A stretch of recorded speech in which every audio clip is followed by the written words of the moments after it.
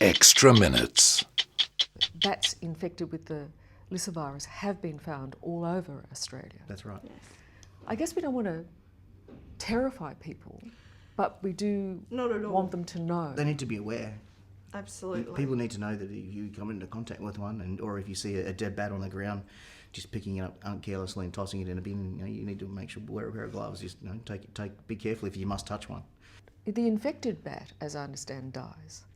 Yes. The virus basically causes death, and part of the process for the virus is to make the person, animal, whatever it's infected, go a bit crazy so it infects something else.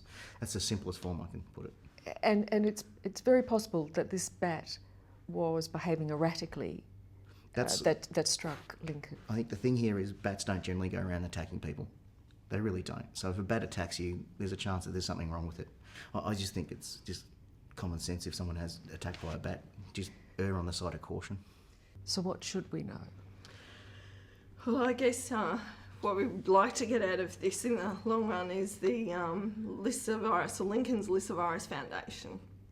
And a couple of three primary goals that we'd like to achieve is one, working with Queensland Health and Department of Education to have an awareness day in all schools in Queensland. And a lot of people have said to me, "Oh, you've got to go to Australia," and I said, "Well, at least let me start with something that I know I can achieve," and that would be Queensland schools to be aware and to, and it's just three simple steps of obviously wash the bite out with disinfectant, tell a parent, a guardian, an adult, tell anyone, and obviously seek medical advice.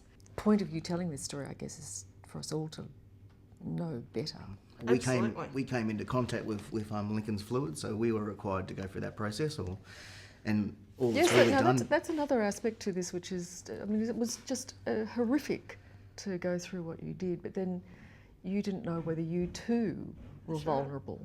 As parents, you don't really worry too much about yourself. Think about Queensland Health more or less steered us into that one. We certainly went, "Well, quick, give us the..." It wasn't like that. It was, actual fact, I don't like needles, and I set a record in Queensland because it's based on body weight, and I'm not the smallest individual.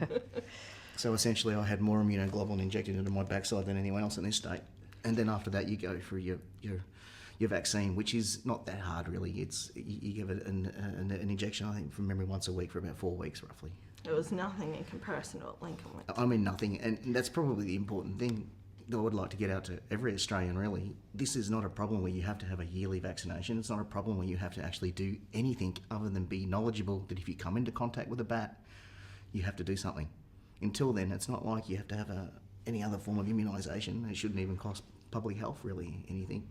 The horrifying part for me also is that it was just such an inconsequential Correct. Scratch, yeah. scratch. That's why I asked the strain, is it full blown? What chance do we have that it's just the minutest of strains? Because Like many it wasn't. things Australian, it turns out the Australian lyssavirus is a little bit more nastier than the actual full-blown rabies, and often incurred overseas. So just because we live here, it's not any weaker. It's probably a bit more potent. But